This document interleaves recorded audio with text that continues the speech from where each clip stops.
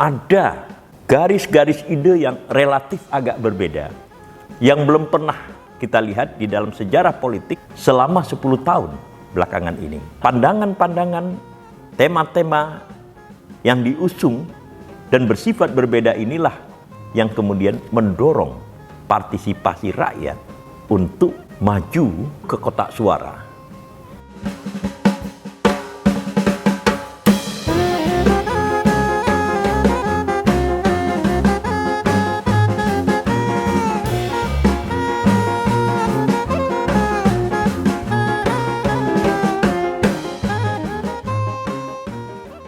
Cinta Indonesia, bangsa dan demokrasi.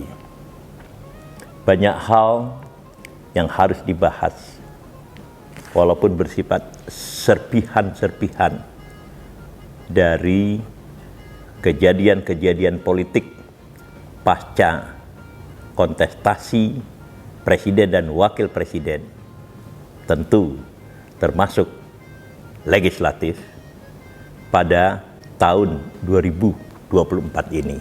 Salah satu yang mau saya bahas kali ini adalah nasib rakyat, lebih tepat nasib partisipasi politik rakyat yang kemudian terhimpit oleh partai-partai politik. Dan saya akan memulainya dengan memperlihatkan buku klasik, yaitu buku Democracy in America. Buku ini ditulis oleh Alexis Tocqueville pada 1830-an. Jadi cukup lama. 1830-an itu untuk konteks sejarah Indonesia itu berarti berakhirnya Perang Diponegoro yang dimulai pada 1825. Nah, pada tahun-tahun itu Alexis de Tocqueville telah hadir di Amerika Serikat untuk melakukan semacam penelitian tentang demokrasi di Amerika. Sebagai keturunan aristokrat Perancis dari Normandy, tentu Alexis Tocqueville ini melihat perkembangan demokrasi di Amerika sebagai sesuatu hal yang baru di dalam situasi di mana Perancis itu baru saja mengalami revolusi Perancis pada akhir abad ke-18 yang menumbangkan kekuasaan aristokrat atau kerajaan Perancis, dan tentu ingatan dari Alexis masih sangat kuat tentang masa lalu dari kehidupan aristokrasi Perancis. Apalagi bagian dari generasi di atasnya yang masih bertalian dengan darah dari Alexis ini itu juga ikut tertimpa oleh proses revolusi Perancis yang terkenal itu. Nah, dengan latar belakang sejarah yang semacam inilah Alexis Tocqueville itu datang ke Amerika untuk sekali lagi melakukan penelitian tentang sistem demokrasi di Amerika. Nah, yang diperoleh di sana seperti yang terbaca di dalam buku klasik yang terbit pada 1830-an itu adalah bahwa Amerika adalah sebuah masyarakat politik atau polity di dalam bahasa Inggrisnya yang kekuasaannya itu sangat disperse, sangat terpencar-pencar. Dan Alexis Tocqueville itu memberi catatan di dalam bukunya itu bahwa kekuasaan eksekutif, jadi top executive political power di Amerika, yaitu presiden, itu sama sekali tidak kuat. Yang kuat itu adalah kekuatan masyarakat yang mengorganisasikan dirinya, dan juga kekuatan-kekuatan lokal, apa yang disebut dengan state, negara-negara bagian. Ini yang kemudian dilihat oleh Alexis Tocqueville. Apa yang kemudian bisa kita peroleh dari penjelasan teoritis tentang the dispersion of power, politik Amerika pada 1830-an itu. Di sini kita kembali kepada seorang ilmuwan politik dari Harvard University. Dan jangan lupa, dia adalah pembimbing dari intelektual Indonesia, yaitu Arief Budiman. Siapa tokoh itu? Dia adalah Theda Skocpol. Dalam sebuah tulisan yang bagus sekali, Theda Skocpol menyebut sebuah frasa apa yang dia sebut dengan society-centered political theory. Ini diungkapkan di dalam tulisannya Bringing the State Back In, sebuah pengantar dari buku yang juga merupakan kupasan yang paling menarik tentang politik dan negara dengan judul yang sama, Bringing State Back In. Di dalam konteks ini, Theda Skocpol memberikan isyarat bahwa di dalam masyarakat barat, proses state formation atau proses pembentukan negara itu adalah reproduksi dari artikulasi aktivitas masyarakat itu sendiri. Jadi bukan merupakan kreasi dari para elit, melainkan kalau kita ingin sedikit lebih bersifat dramatis, efek samping saja dari aktivitas masyarakat atau rakyat barat untuk mencari atau membangun kehidupan yang lebih baik berdasarkan kekayaan material. Dan agar supaya ada pengaturan atau regulasi atau lebih tepat kepastian hukum terhadap kekayaan material yang mereka peroleh, maka diperlukan a giant body, yaitu sebuah badan raksasa untuk memberikan pengaturan terhadap hubungan-hubungan sosial yang berkaitan dalam konteks distribusi kekayaan, kepemilikan kekayaan, lalu kemudian konsolidasi kekayaan, dan kaitannya kemudian dengan perdagangan dan seterusnya. Untuk itulah kemudian diperlukan sebuah organisasi yang kemudian disebut sebagai state atau negara. Jadi kalau kita mau meringkas teori tentang society-centered political theory, negara dan juga kemudian tentu saja lembaga-lembaga politik yang ada itu adalah refleksi atau hasil dari artikulasi rakyat di dalam rangka mencari kehidupan mereka. Lalu kemudian bagaimana dengan di Indonesia? Di Indonesia, rakyat dan negara itu lahir secara berbeda. Negara tiba-tiba lahir pertama-tama melalui proklamasi 17 Agustus 1945 oleh Soekarno-Hatta, lalu kemudian dipertahankan secara mati-matian dengan apa yang disebut Revolusi 1945-1949. Lalu kemudian melalui KMB, Konferensi Meja Bundar yang berlangsung di Den Haag, di mana Hatta atau Muhammad Hatta tampil sebagai pemimpin delegasi Indonesia, diperolehlah sebuah persetujuan di mana Belanda, lebih tepat Ratu Belanda, mantan penjajah Indonesia, itu menyetujui untuk memberikan pengakuan kemerdekaan Indonesia. Tetapi Indonesia pada waktu itu bukanlah sebuah negara kesatuan, melainkan negara serikat. Negara serikat di dalam konteks ini adalah masing-masing negara, seperti misalnya negara Indonesia Timur, negara Pasundan, negara Madura, dan seterusnya, itu merupakan wilayah-wilayah politik yang otonom yang memerintah diri mereka sendiri. Republik Indonesia yang seyogianya merupakan Indonesia secara keseluruhan seperti yang dibayangkan Soekarno-Hatta ketika memproklamasikan kemerdekaan Indonesia, itu hanya merupakan salah satu bagian dari negara serikat itu.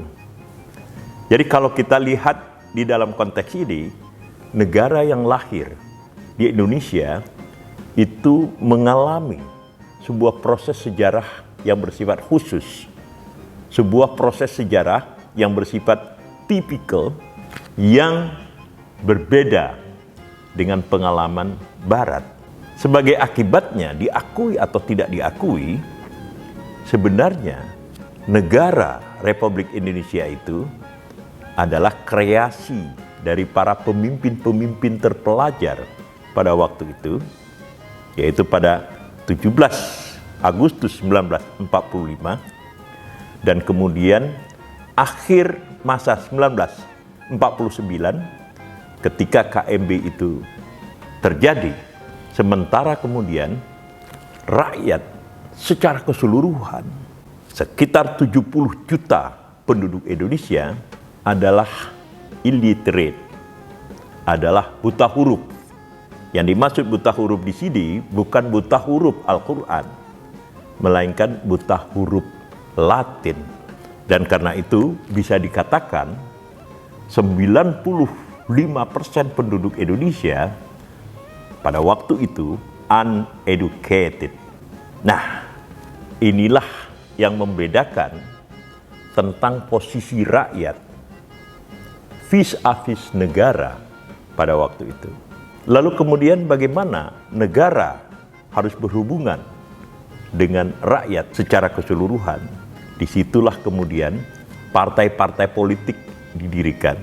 Jadi secara teoritis, partai-partai politik itu didirikan adalah bertujuan untuk menyambung aspirasi politik rakyat yang berada pada lapisan terbawah untuk kemudian terakomodasi melalui partai-partai politik ke dalam kebijakan-kebijakan yang dibuat oleh negara. Inilah yang dikatakan sebagai kebijakan publik. Wujud konkretnya adalah undang-undang. Undang-undang yang dilahirkan melalui proses sidang-sidang di dalam parlemen atau DPR dianggap sebagai kebijakan publik karena hasil dari undang-undang itu mengikat setiap orang. Oke, ini cerita akan terlalu lama kalau kemudian harus saya sambung lagi secara panjang lebar. Tapi saya mau singkat. Nah, situasi yang semacam ini yang kemudian kita saksikan pada kontestasi presiden dan wakil presiden maupun kontestasi anggota DPR atau anggota parlemen pada 2024. Apa yang untuk sementara ini kita lihat? Munculnya partisipasi masyarakat yang dalam dua tanda kutip lebih genuine, lebih murni.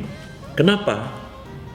Karena tokoh-tokoh politik yang muncul, yang kemudian bersiap untuk menjadi presiden dan wakil presiden dari pandangan yang berbeda.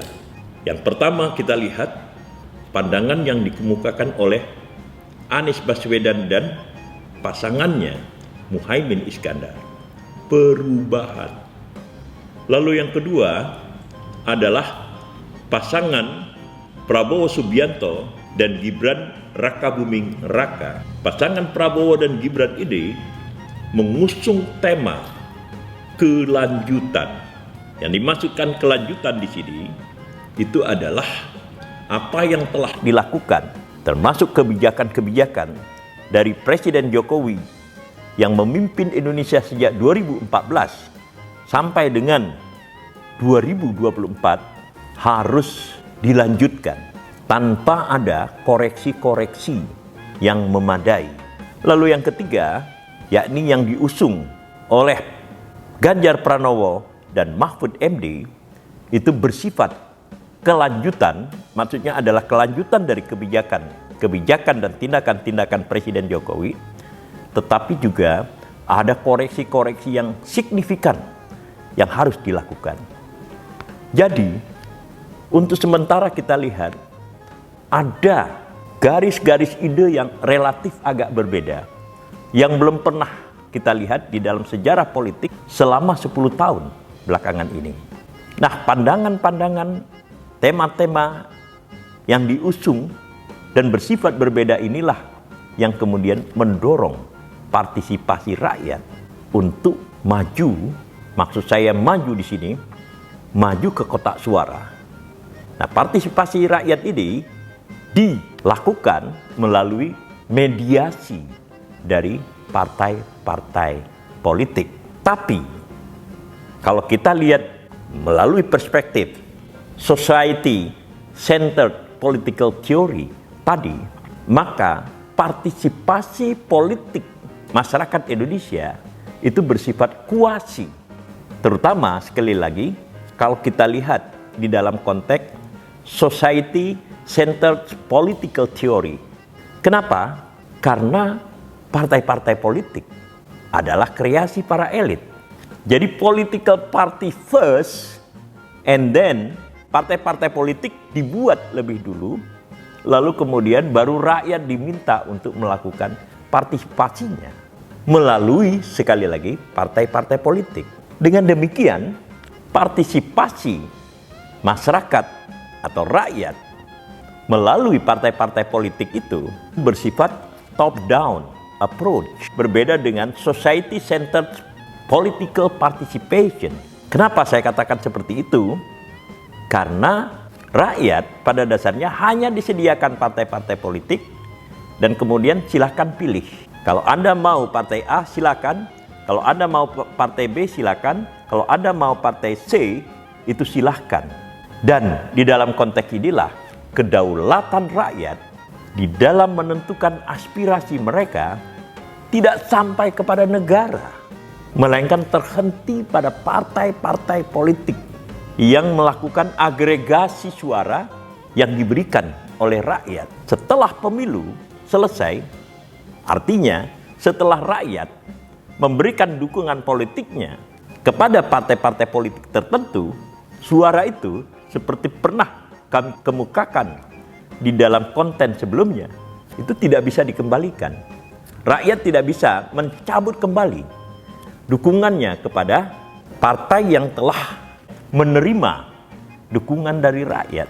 Sebab kemudian elit-elit partailah yang memanfaatkan dukungan yang mereka peroleh untuk kepentingan yang belum tentu berhubungan dengan aspirasi rakyat yang ada di level terbawah itu tadi. Nah, di dalam konteks ini, secara teoritis kita tidak bisa mengatakan bahwa state formation, political party establishment, ya, pembentukan partai-partai politik sebagai pancaran dari artikulasi partisipasi rakyat antara state, negara, partai-partai politik, lalu kemudian rakyat, itu tetap ada kesenjangan, ada jurang yang menganga, yang menyebabkan integrasi antara rakyat dengan partai politik plus negara itu tidak terjadi. Tidak ada garis linier yang bersifat vertikal yang menghubungkan antara aspirasi politik rakyat yang telah diberikan kepada partai politik, lalu kemudian kebijakan-kebijakan yang diambil pada tingkat negara. Dalam konteks ini, banyak hal yang harus kita lihat, baik secara teoritis maupun di dalam praktek dan etika politik. Karena apa? Karena pada dasarnya rakyat dan partisipasi politik rakyat itu baru sampai pada tingkat pseudo atau semu. Mereka hanya ditawarkan wadah-wadah untuk menerima dukungan suara mereka.